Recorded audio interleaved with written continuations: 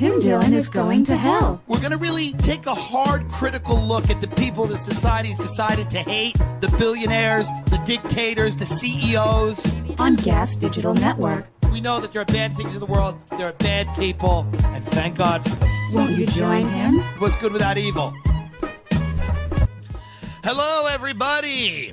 This is the last episode that will be out on iTunes before the presidential election of 2016. Welcome to Tim Dillon's Going to Hell. It is also a very special episode because it is a birthday, a very special birthday. Somebody who we've grown to, if not love, appreciate on the program. It is Tuesday, the 1st of November, and that is when Ray Kump came into the world. Where were you born? Somewhere in Queens. Right. Probably Flushing. In a hospital. I think. Okay. Back of a car, whatever. The second child. Yeah, I was preceded by Ed Kump. Big fan of the show. Was it a hard pregnancy? Do you know anything about that? No, it was a C-section. They cut her right open. Why was it a C-section? My head or her badge sizes didn't compute. So, I think... Sure. I don't know if head was too big to come out of her cervix or her cervix was too You tight. had to be removed like a monster. Yeah, they just ripped her right open. Right. Pulled me out. Do you think she felt... I guess is it preferable to have a C-section if you're a woman? It leaves a scar, so that can't be ideal. Right. But it's less pain. Yeah. I imagine, You left a scar, too. Yeah, emotional scars. That wasn't the only scar. Today on the program, we are very excited. Listen, the presidential election this year has been the most... I have not been, and I've been paying attention. I think the first election cycle that I, was paid attention. I was cognizant of Clinton Bush on some level, but Sure. the election that I kind of really paid attention to was the year 2000. I think Al Gore and George W. Bush. Oh, and I it's think a clusterfuck. that was when I began to pay attention. And in every election cycle since, I think things have gotten. We have things. People have become more cynical in a way, and I think both sides of the spectrum, whether you are a Republican, a Democrat, a liberal, a conservative, a libertarian, a socialist, a Green Party, whatever it is, the extremes of those parties have seemed to have grabbed the spotlight. They've taken center stage. And I think in the internet culture, certainly the loudest, most shrill voices are the ones that are heard.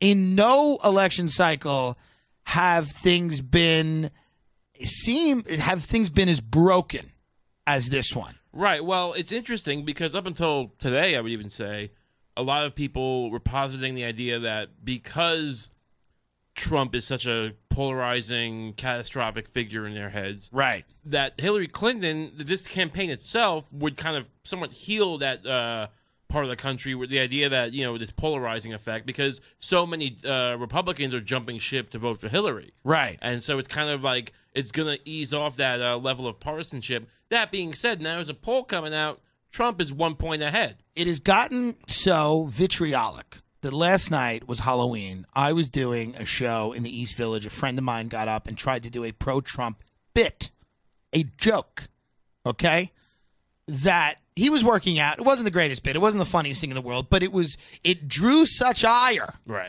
that his set was completely ruined. He dug a hole he could not get out of. Then we go to Veselka, a little plug, fun Ukrainian restaurant in the East Village, and we're having dinner. Good borscht.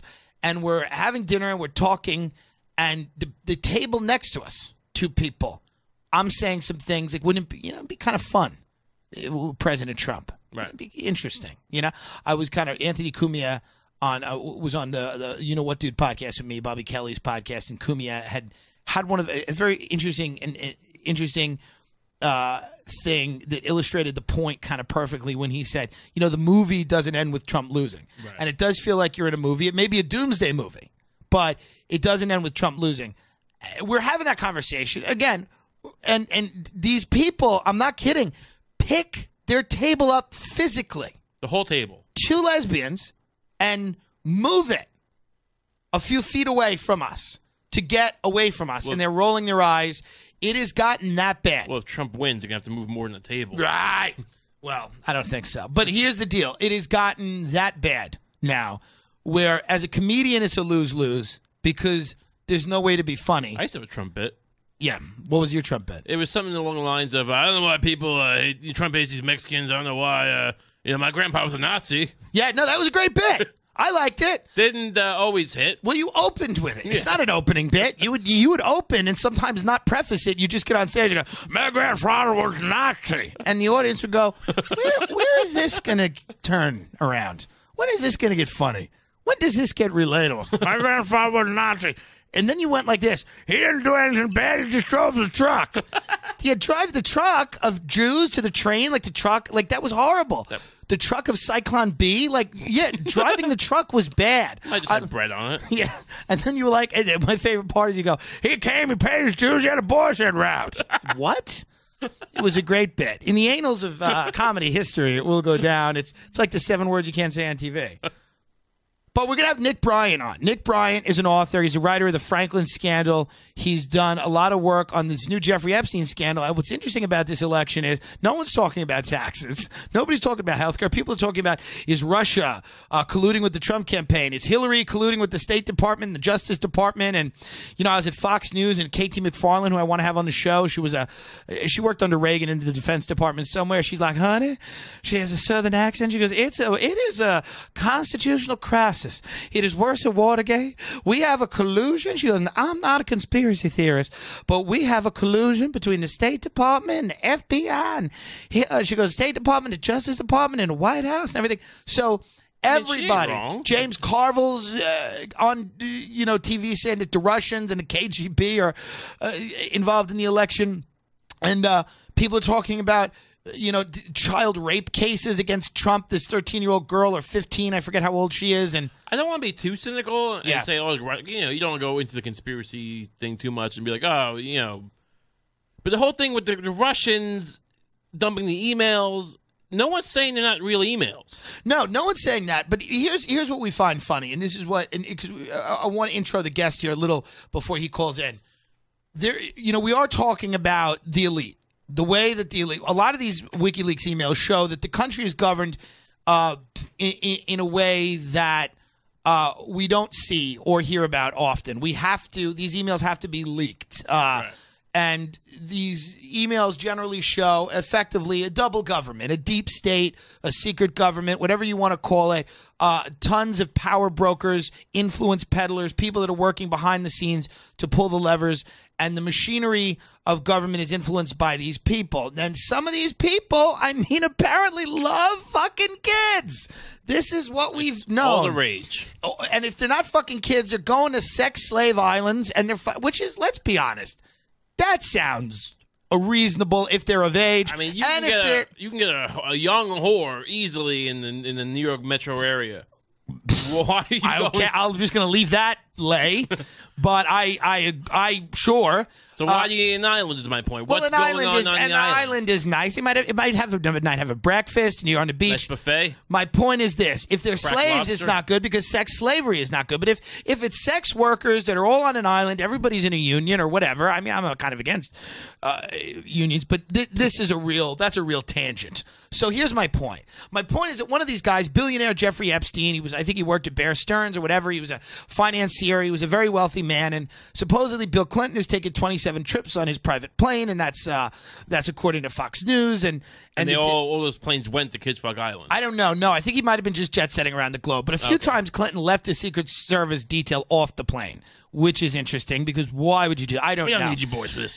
Donald Trump has supposedly been there, so it is supposedly something that unites both these candidates is that they have some relationship to this elusive billionaire. Here comes Nick Bryant calling in. Hello, Nick. Hey, Tim. How you doing? Good. Thanks so much for calling in. We were just discussing you a little bit before. Nick Bryant is the author of 2 books. One of them is the Franklin Scandal, and we did a great episode of the podcast dedicated to the documentary Who Took Johnny, where we had the documentary's director, David Bellinson, on, and the mother of the missing child, Noreen Gosh, was also on the program. Nick Bryant wrote a book called The Franklin Scandal, a story of child abuse, power brokers, and betrayal about that pedophile ring that was centered in Omaha, Nebraska. And it's a book that I've read. It's disturbing, but it is great. It is well researched. He also wrote a book called Confessions of a D.C. Madam with somebody I believe named Henry Vinison, in which he expanded on a lot of the conclusions that he came to in the Franklin Scandal about how these illegal prostitution networks operate and how they influence members of the government. Nick, thanks so much for calling in. I really appreciate it. Glad to be on your show, Tim. What I wanted to ask you about first is we see a lot of mentions in the news about a guy named Jeffrey Epstein. I know that you've made a career, and it's a very honorable career, of kind of advocating on behalf of children, on behalf of powerless people. We hear a lot now. There's been a lot of reporting done on this, whatever you want to call it. I mean, sex slave island. I think the Post or the Daily News. We call it Kid Fuck Island. Whatever it is, it's a horrible. We don't know what it is, but what we do know is people that are wealthy, people in politics, in business.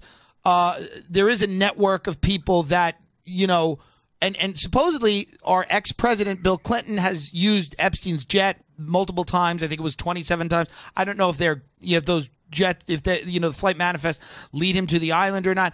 But we talked a little bit about the Omaha financial credit union scandal that was with a guy named Larry King, where he was basically peddling children to wealthy and powerful people around the country. Is there any evidence that you've found? Because I know that you're looking at this island with Jeffrey Epstein. Do you think this is just a traditional pleasure island situation, or are these underage kids, or is there any evidence to suggest that? Well, there's a tremendous amount of evidence to suggest that Jeffrey Epstein has been pandering underage children to politically connected and powerful people. Epstein was indicted for molesting a minor, and he got off very lightly. He should have been indicted for molesting multiple minors, but those molestations were covered up. But he got off very lightly. I think he spent 13 months in the county jail, and he was allowed to go out during the day. So Jeffrey Epstein was definitely given preferential treatment. And I've got his black book, and it's published on Gawker.com. And the powerful people in his black book are mind-boggling. I also had passenger manifests of Epstein's plane, and Clinton was on a number of manifests. So was Alan Dershowitz. Both have been accused. Well, Alan Dershowitz has been accused of molesting underage girls provided by Jeffrey Epstein. And there's a case running through the federal court system right now where a woman who has claimed to be molested by Jeffrey Epstein and Donald Trump when she was 13 years old. So that story is quite active, although it's kind of surprising. There is an actual case running through the courts that is accusing Donald Trump of molesting a 13-year-old girl with Jeffrey Epstein, and we know that Donald Trump and Jeffrey Epstein were good friends, although Trump is kind of tried to distance himself from Epstein. But the mainstream media isn't jumping on that, which I just find kind of amazing. Well, I have seen reports of that case, and I don't think they're jumping on it. I mean, it is out there. Problem is, they want to take Trump down, but if they bring this up, there's a lot more people get caught up in that web than just Trump. Yes. Yeah, it's a mutually assured destruction. Now, let me ask you a question. When we talked about the Franklin scandal, it was for the purposes of sexual blackmail. There would be, there was a townhouse in Washington where you would go, you would drink, you would use drugs, you would perform acts, and those acts would be videotaped, photographed, to be used against you at a later date. Is it your belief that something similar is going on with this island? When the Palm Beach Police Department executed a search warrant against Jeffrey Epstein's house, they found hidden cameras. So, I mean, sexual blackmail has been with us forever. And now, because we live in a digital age, sexual blackmail is much more sophisticated than it's ever been. So, given that Jeffrey Epstein has pandered underage girls to all these very powerful people, and he got off with basically just a slap in the wrist when he should have been perhaps given a life sentence, I think that's a pretty good indicator that he has a tremendous amount of political clout. Now, just to play devil's advocate, if I imagine this whole child pimping business is a largely referral-based business, you're not going to put this in the white pages or whatever. So, I mean, wouldn't that hurt your referral business if you're constantly, right after they fuck a kid, you hit them up for, political favors? No. Well, it all depends. I mean, if you have a picture of someone molesting a child, you own them. I mean, right. What can they possibly do? I mean, you essentially own them. So they will do whatever you want them to do. Sure. Why are so many rich and powerful people pedophiles? What is the weird link? I mean, is that something that you've ever thought about? Where, and I mean, I know that pedophilia is 1% of the population, or I could be totally wrong on that. You can correct me, but I think it's a higher percentage. I think. Well, here's the difference. Yeah. I mean, pedophilia exists in all social strata. Right. The difference between the very powerful people and the rest of pedophiles is that a lot of powerful people don't have to pay for their pedophilic crimes. Whereas if someone was just a regular Joe and he was molesting children, he'd be put away for multiple years. Right.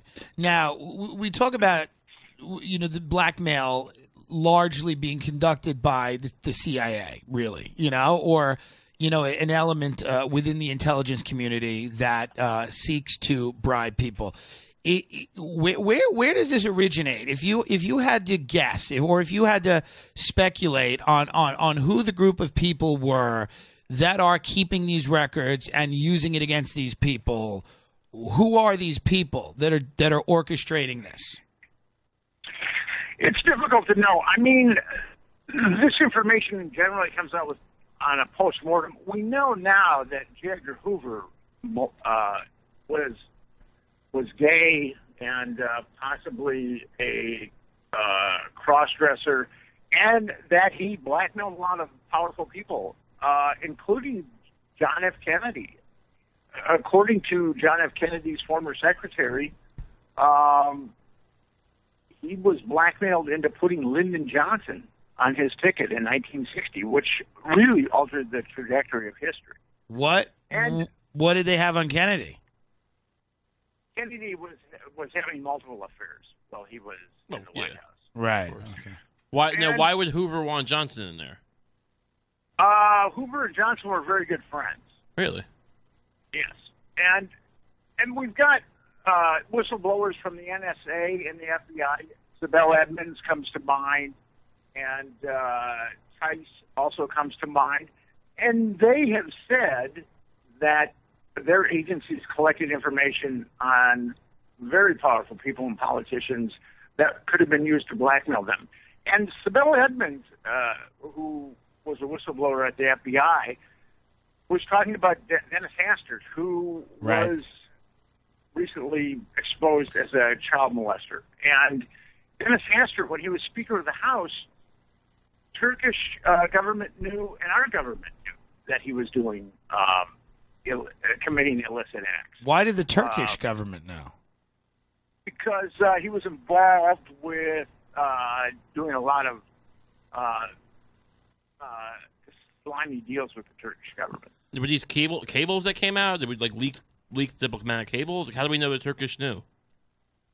Sibel Edmonds was actually deposed, and in that deposition, which you can get online, which is in 2002, I think, or 2003, she talks about Dennis Hastert. Okay. And and what the government knew, and also what the Turkish government knew about Dennis Hastert. Right. How now? These And yeah. let's back up a second. With Dennis Hastert, you have someone whose child abuse and predilection for underage boys has gone back decades. Right. And it continued in Washington, D.C., and nothing happened to him.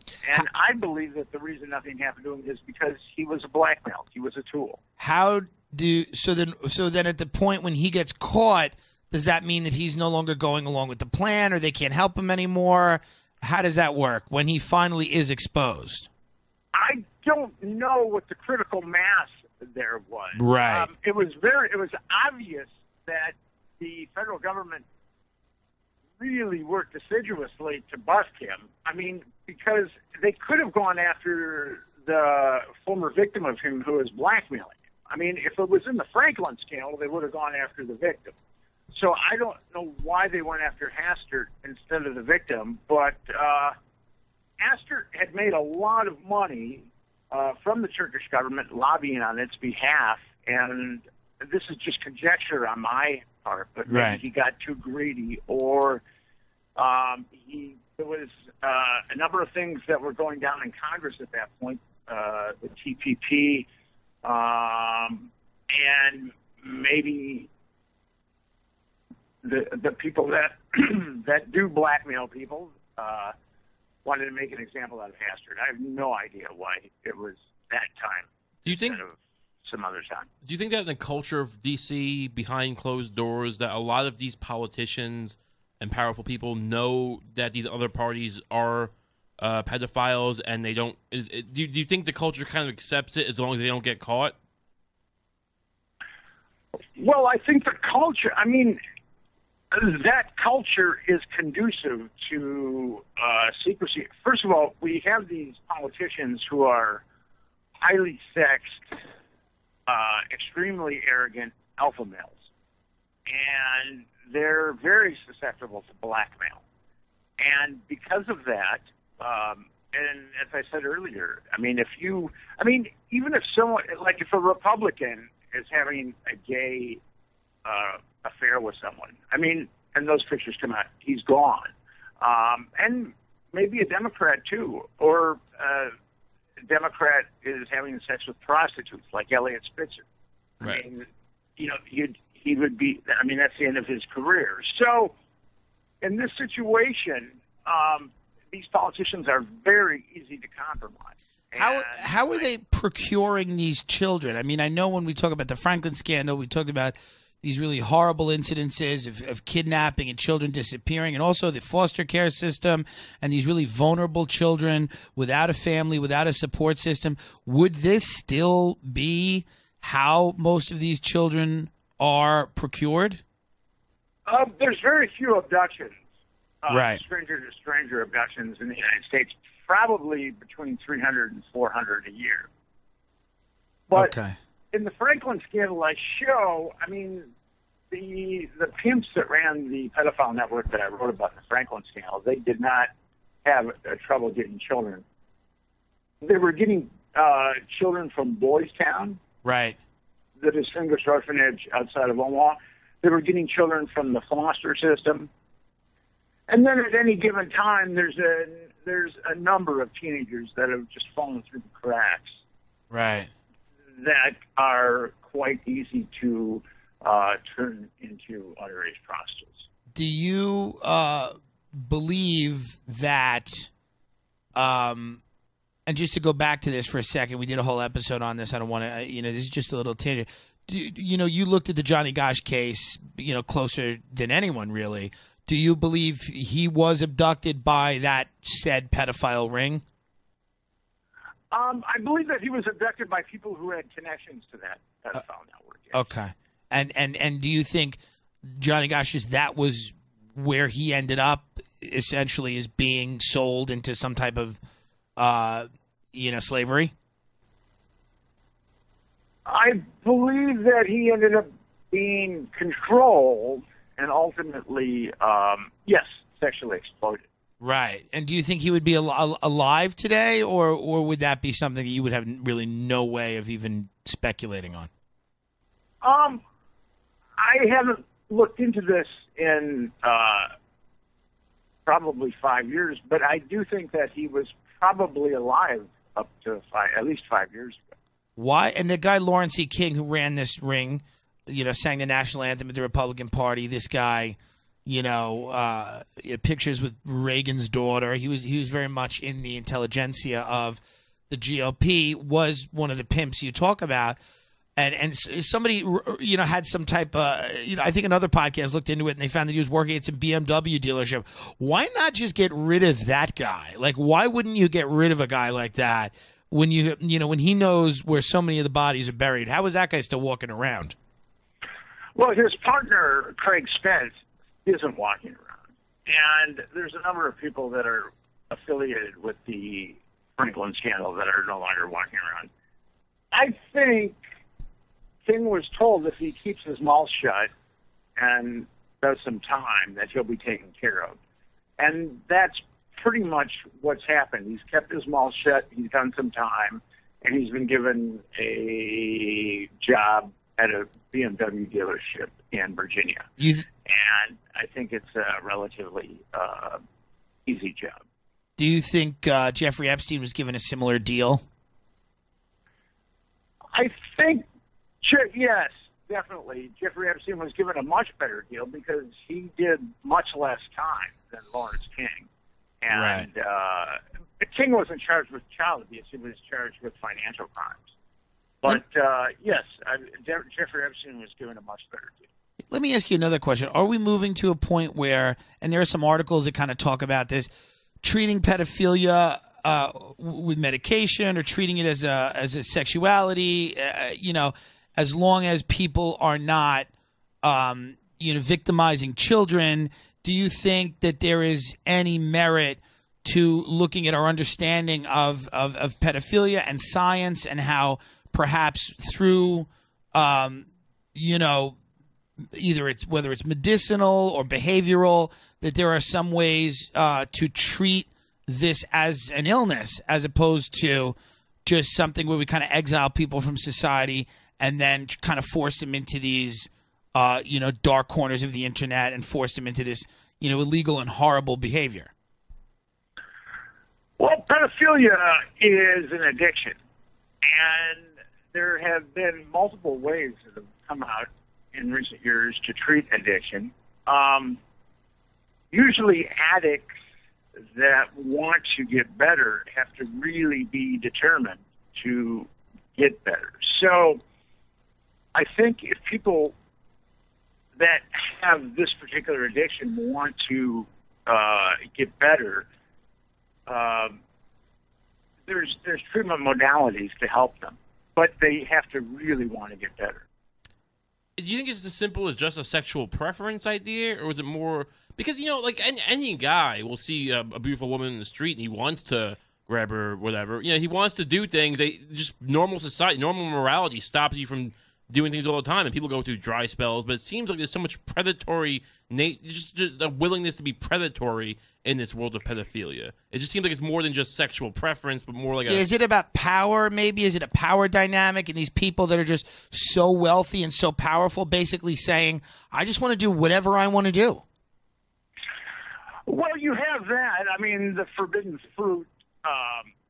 But there's also something biological about being attracted to a child. Yeah. Well, I mean, there's a couple of Franklin victims who were abused at very young ages, really heavily molested at very young ages, and one ultimately ended up molesting a child, and the other one ultimately ended up being busted for child pornography. So I think that a lot of the time that people that are pedophiles were abused as children. I think that happens. And their sexuality wasn't allowed to develop naturally. One of the things, right? One of the things about the Franklin scandal Listen, it's all disturbing, and I hate to, when I say something is more disturbing, I don't mean more disturbing, but it's when you write a book. And by the way, I want to say that I have the utmost respect for you because you are as fearless a journalist as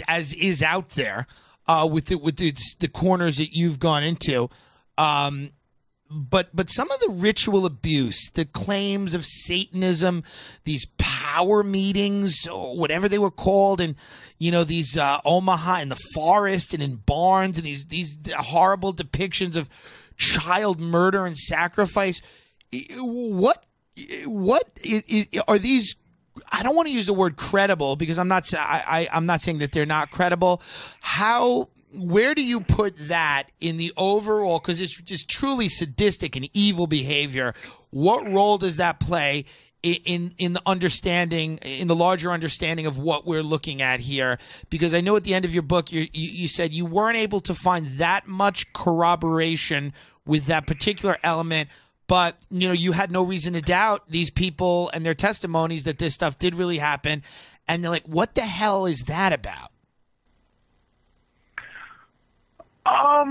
That gets into occult practices, and there are certain occultists that believe depriving children of innocence, that's like a sacrament. As sick as that sounds, I mean, there are occultists that do have beliefs like that. And what got me into the Franklin scandal was a U.S. Customs report on the finders. Right. Looked to be doing some participating in occult rituals with children, and the CIA covered that up. So that really, I mean, I never would have jumped into the Franklin scandal had I not come across that finder's document, which is pretty mind-boggling. So this is the one where they found the warehouse with the strange machines and whatnot? Yes. Yeah.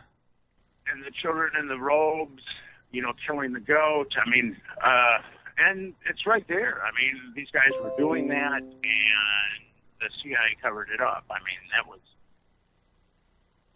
that when I read that, and I confirmed that it was real, I was stunned by it because that didn't really fit into my worldview at all. What's the motive to cover that up? What's the motive for an intelligence agency?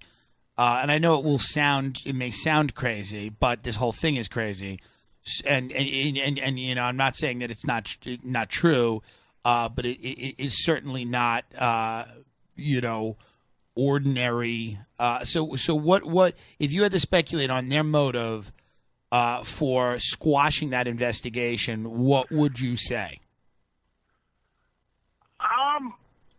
At this point, I mean, there could be multiple reasons, but I want to explain to your listeners that there was a U.S. Customs report from a U.S. Customs investigation, and the U.S. Customs officers performed a search warrant on some warehouses, and they found cache of child pornography, and the pictures of pornography included children engaged in rituals, and how the U.S. Customs report got tipped onto that investigation was two of these members of this cult were found in a park with six children that were like under 6 years old. Jesus Christ.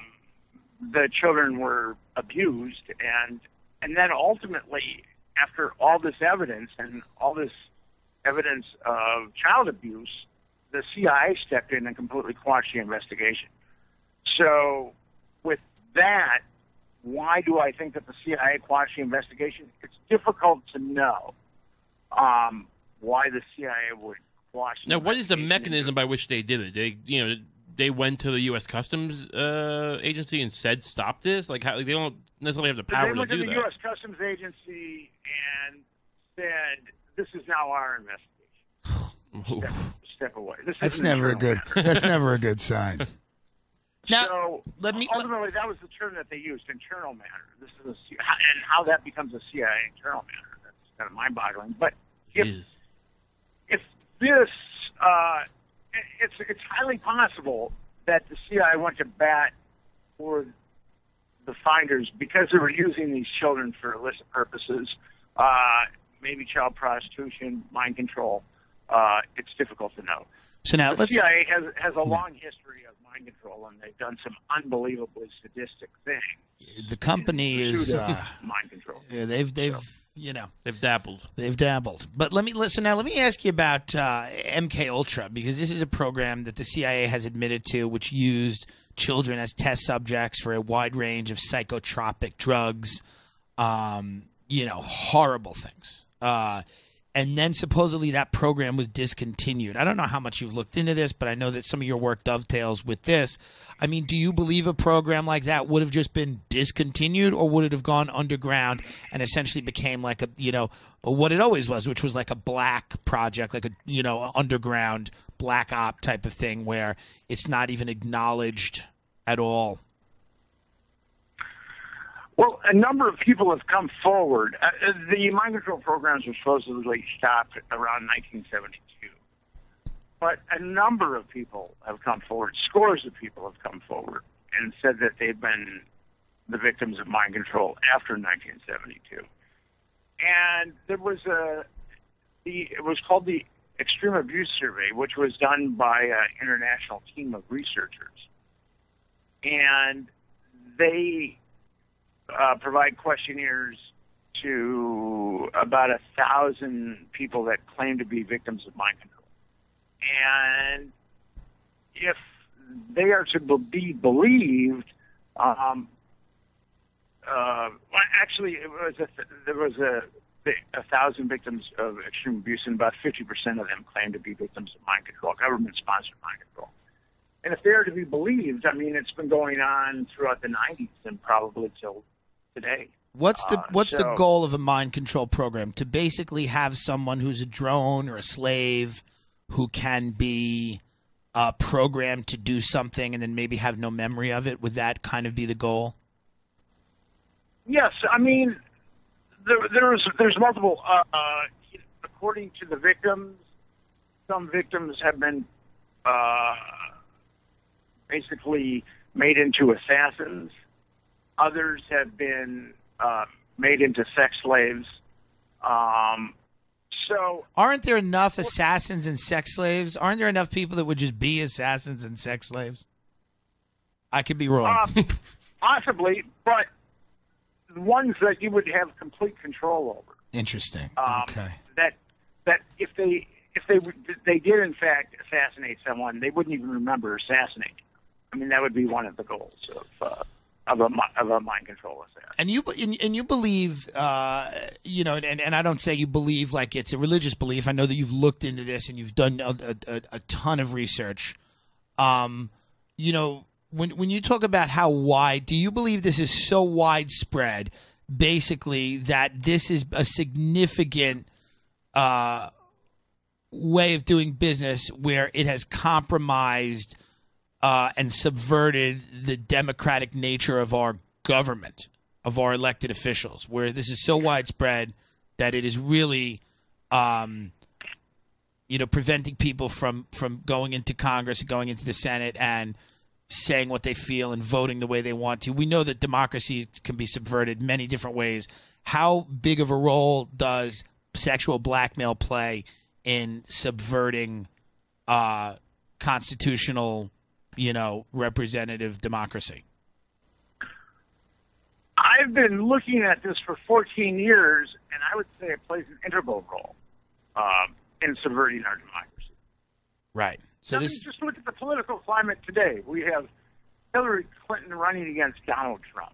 Right. I mean, how has American politics descended to this point where we have Hillary Clinton running against Donald Trump? I think that sexual blackmail has played an integral role in the descent of our political process. And you can see it play out right now. I mean, it's not, you don't have to be a rocket scientist to see that our democracy has been subverted. Right. Now, there's a new book coming out with, James Patterson and John Connolly have written a book about Jeffrey Epstein. There was a big article where basically people were like, he should just leave his Upper East Side townhouse or whatever for the weekend because the press are going to descend on it. The book, I think, is called Filthy Rich. Do you know anything about that? And do you think... I'm familiar with it. I mean, what is that? Is that a fiction? Is that nonfiction? Or is that? I think it's an actual investigation.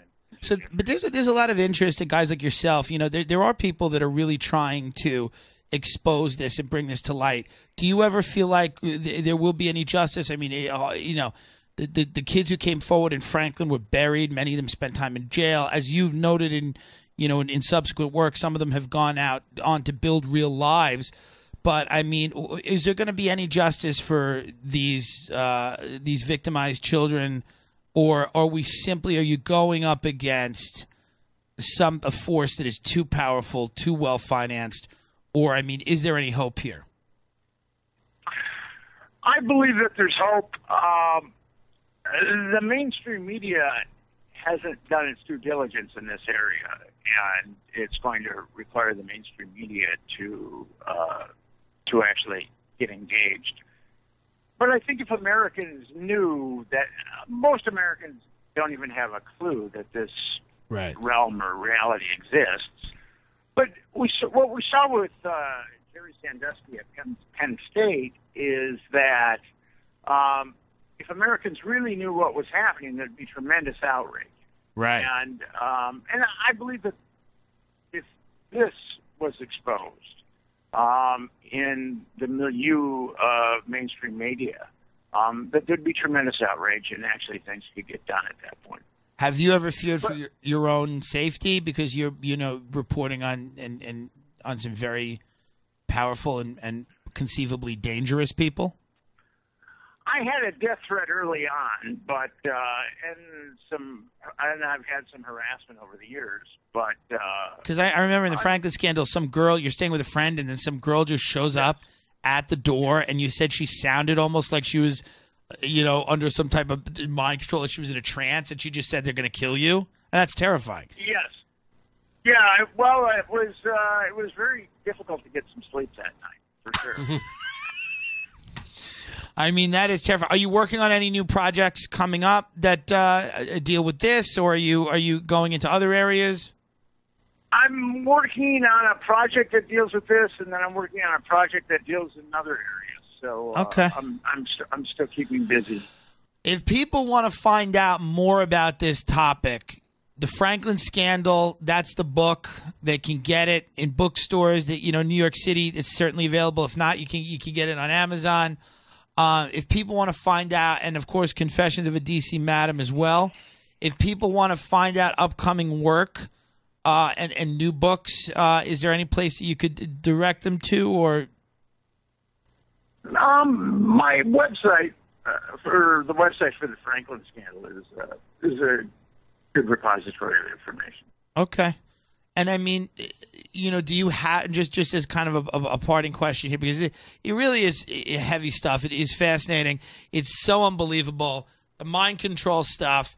I mean, the FBI, the CIA, our understanding of our government, of all of these people, of what they do, is your work really changes that. It speaks to how in the dark we all are.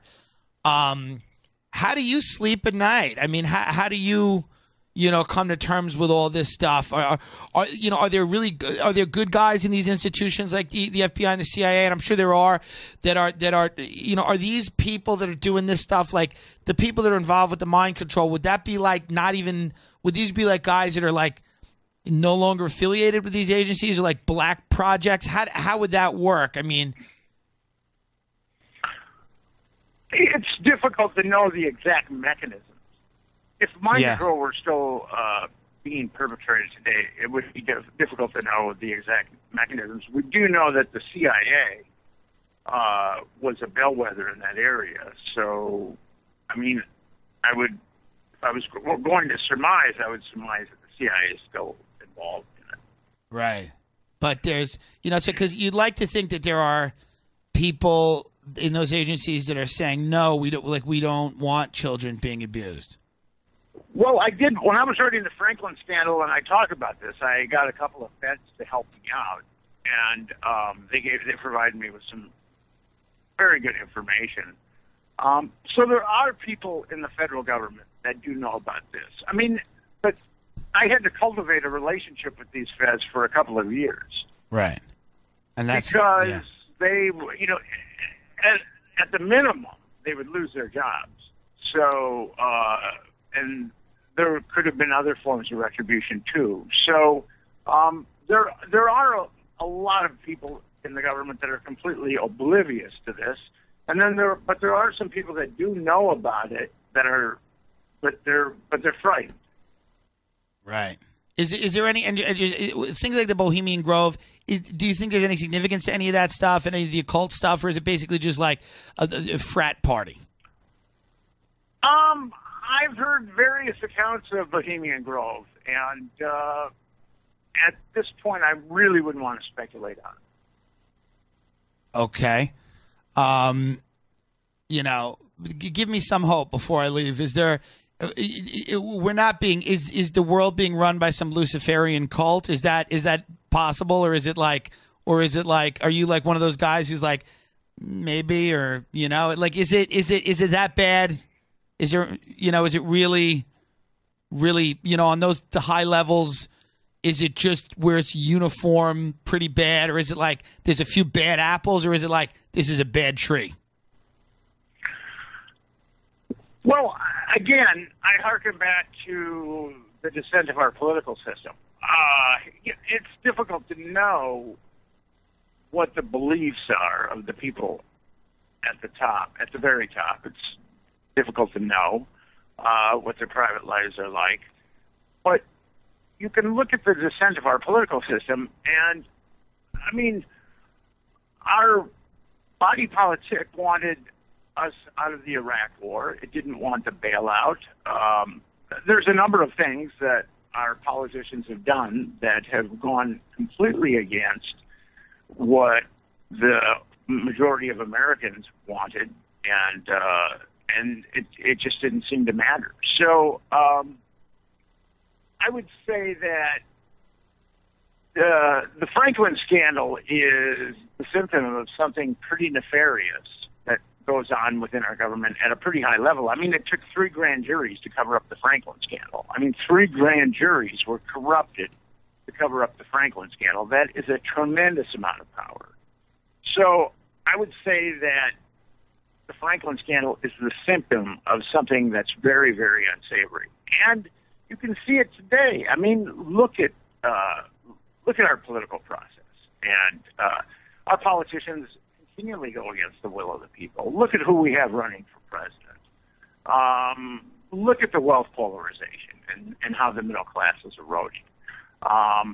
There are just multiple signs that our political system has really gotten away from the will of the American people. Yeah. Well, Nick, thank you so much for calling in. I appreciate you spending the time with us, and I hope everyone goes out there and buys your book. And let's hope let's hope there's some justice for some of these kids. Thank you, Tim. Have yourself a great day. Thanks so much. Okay, bye. Well, it's tough to leave on a. I was trying to leave on a positive note There's no with positive him. Note. I don't know what you thought you were going to find. The weirdest thing about that, if you really leave on a positive, you break down what about aren't waffles good? Oh yeah, let's come on the waffles. A lot of kids got fucked for those waffles. I mean, the most disturbing thing I think that got said, which wasn't even addressed and kind of flew under the radar there, was like, let me imitate him. Ask me a question. Do you think that the Catholic Church was involved in any of this? It's hard to know what. Please don't quote me. Is going on. I've done a lot of research, and the political system is not good. It is not good. All right, ask me another question. Do you think that the FBI knew what was going on? Well, I have found conflicting things that have led to different places. None of them good. It's like It's kind of like with him. Like, what are you gonna do He's the opposite of fucking Talbot. Remember Talbot, who was like, going off on a fucking tangent. Christopher Columbus drove. It's like, but this guy. All right, it wasn't the most meaty discussion, but what was weird, what was said was, I mean, I don't know. You asked him, do you think it compromises the political Here's the system? thing: you guys want these interviews. You fucking tweet, and I like doing them. But here's the problem with some of these people. I'm going to tell you right now: nobody interviews them. Nobody, because they're saying some shit that might rock the boat in a very real way. So nobody interviews them. So when they come on here, they don't know. It's like comedy. If you don't do comedy all the time, you don't really know how to do it. Right. So, well, I thought it was odd. When you asked him, do you think this whole system of sexual blackmail has changed the democratic nature of our country? Just repeated my question. Well, yeah, but I find when he said, I think it did. Which I find odd because then it seems like the only hope we have is pedophiles who couldn't otherwise get into office. Is that what we're saying? This country, we wouldn't have all these pipeline problems if we could get these kid fuckers in. I get that these guys don't want to speculate about anything. I get that. And part of what makes them, listen, why do you think fucking people listen to Alex Jones? Why do you think people listen to Alex Jones? Because he's good. I'll put on Alex Jones sometimes. He's good. Like these guys, these investigative journalists, they hold themselves to a higher standard. They don't fucking say anything. Alex Jones would be like, let me tell you exactly what happened. The globalists are fucking the kids. You get a bunch of globalists in a room. They got robes. I've seen these people. I've seen what they've done. I've been in rooms with them. They love fucking kids. They take the soul of the child. They have a bag of souls, and they take that bag of souls, and they use it. But it's like these people go, it's hard. I can't. So it's like, there's some very bad. This is also a guy who, in the beginning of the book, this is the same book, right, where he's with the guy who photographed the kids, and the police pull him over. They're looking for the picture. This is a guy who's had some brushes with this guy. Listen, this guy, and you can hear it in the ringer. Somebody asks you a question, you go like this. You go, how doing? Why are you asking me? I'm like, did you call into the show? What do you mean? I'm like, what about the kids? Ray kept saying fuck, and I was like, stop saying fuck. Ray's like, when you're fucking the kids, when you're fucking good.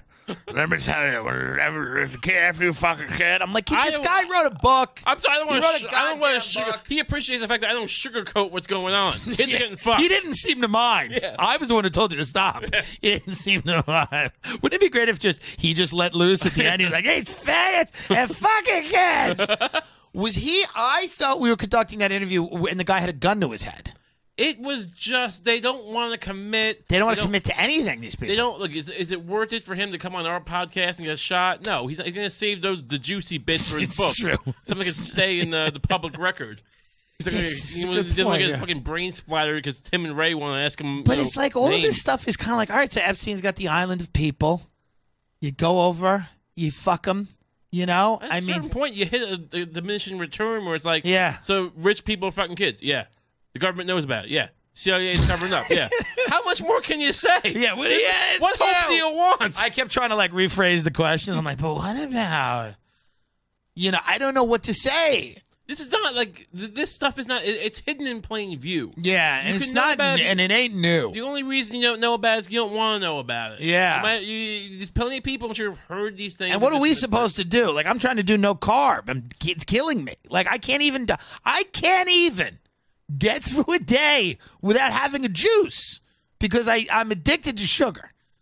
So, and I can't. So what am I going to... If you're addicted to fucking kids, here's my point. Oh, yeah. You know what I mean? Well, that's the thing. It's I like women. I don't go grab women. I don't abduct women. Right. And there are people who do that, but why is it so intrinsically tied with... Look, the problem is these kids, they get fucked as kids... And they become, it's like a disease that gets transmitted. Yeah, and then, terrible. Do you think that's why we're not successful? Because we weren't molested? Maybe. You wonder, look, these rich and powerful people. Us, yeah. These rich and powerful people, they procure these child prostitutes or whatever. Right. You wonder what they do to their own kids. I mean, that shit is relatively easy to keep under wraps. I don't know. I mean, I don't know. I wonder if you see your own kid as something different. I don't know, because, you would think... Ray asked, because this is Ray's birthday, he said, can we have an episode about fucking kids? Not true. It's my party, and I'll talk about fucking kids if I want to. This is your crusade. It's not my... Listen, I ain't fucking the guy. The guy fucking emailed me.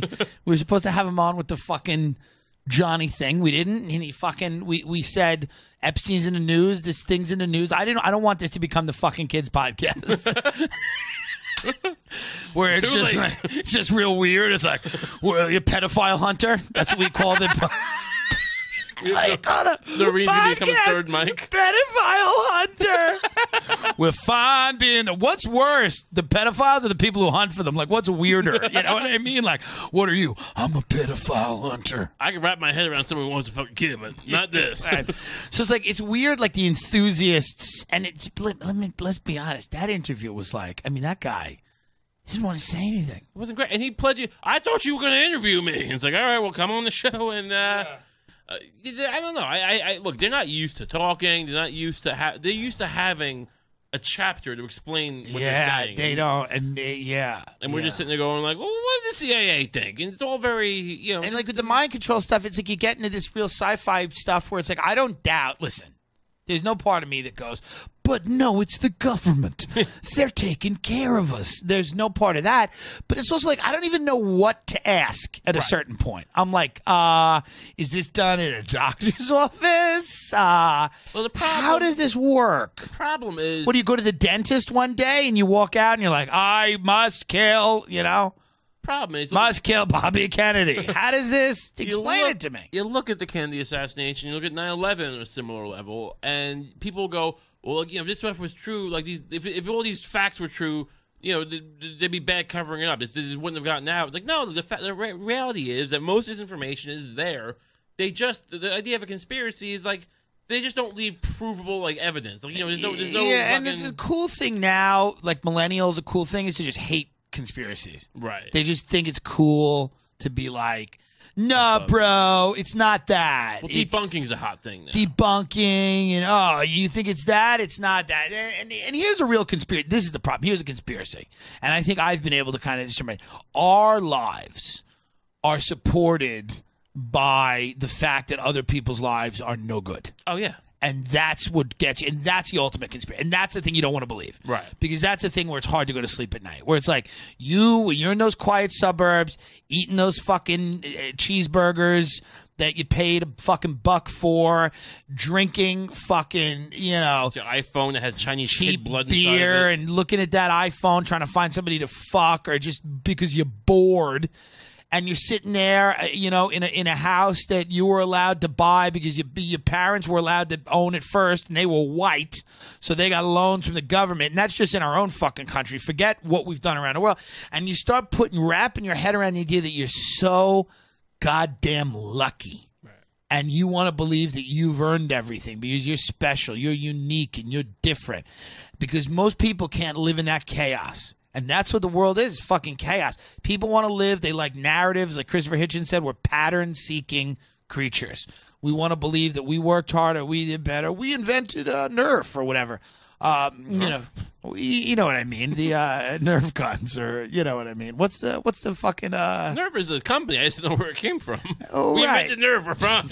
But you know what I mean. Like fucking people. There's just stupid things we have that fucking other people don't have. Right. There was ingenuity. There is unquestionably. Was that one of Kissinger's points when he debated with China? We made Nerf. Shut the fuck up. You just shut him with a Nerf gun. What about this? It is fun. But you get to a point where I think the denial of that becomes so central to so many people's lives. The complete denial. I mean, we talk about the cheap goods from China. And never talk about, like, the kids whose fingers getting cut off in the machines and the amount of blood on the factory floor, metaphorically, whatever. Like, our lives are subsidized by the torment of, impoverished people in China, in the subcontinent, in Africa. How in your computer, how many rare earth minerals do we had invaded Afghanistan for, that we leveled these countries for? are used. A ton of them. Where do you think lithium-ion in your phone battery comes from? I'm proud to be an American, where at least I know I'm free. I mean, really, it's like, it's a resource Why won't grab. anyone sponsor this show? It's a goddamn resource What grab. product would sponsor this show? Just things like Skull. Yeah. Like, that's the only thing that would sponsor Shut up this. and put this in your mouth. Just shove it in. How's the truth sitting with you? Not that good? Drink a can of Ripple. I love some Ripple right now. Drink some Ripple. Chew some Skull. Yeah. It just gets to a point where, like, that denial of kind of the reality of kind of what the world is, and it's not even our fault. Like, a lot of it is because you're born into this. Right. You're like, I'm here, and you weren't Alan Dulles. You didn't design. No, but it's the all system. It's all sort of our fault. I mean, to a certain extent. I will agree on some of that, but I think some of it is, what are you really going to do? I mean, there are some people who make the hard choices and some people who don't. Like, with the hard choices, going and living off the grid and fucking going and living in a shack? Maybe don't buy, I do this, but maybe don't buy your cheap electronics from Walmart. But then, and listen, I'm with you, but then it's like these little things where it's like, use brown toilet paper. It's like, yeah, all right. There are people who do All big right. things, and if you want to do a big thing, I can't endorse it, but you know what I'm talking about. All right, well, maybe it's not There are right. people. That guy who flew his plane to the IRS. I mean, it's people who try things. I mean, I don't do that shit. That little guy in Texas, he drove that little prop plane. Yeah. The episode was brought to you by Skull. No, it wasn't. Skull sues us. Like, stop putting a name on your kid fucking shit. Proud to be an American where I fuck all the kids I want. So what are you going to do? There's nothing to do. I mean, you can join ISIS if you want. I mean, same people who don't want this shit happening hate ISIS. And I don't like ISIS, but I mean, there's people. Go fuck. They're going to fuck kids. Yeah. If ISIS takes over, they're going to fuck kids, and you're not even going to have nerf. They're not trying to hide it. That's the problem. At least they're not hypocrites. They're going to fuck kids, and there's going to be no nerf. You're going to be like, what happened to nerf? Well, we have a different way. Get a Jello jiggler while you're at it. Nice Jello. What are you talking about the Jello for? You've been on a fucking roll with Jello. When did I bring up Jello before? When I took about aneurysms last episode, you're like Jello jigglers. They look like Jello jigglers. Tim's afraid of having an aneurysm for some reason. I read an article on Facebook. Here's the point. What are you doing for your birthday? I don't have any real plan. I had dinner with my parents over the weekend. Where'd you go? Zoom Stumptish? No, we went to Mabel's Barbecue.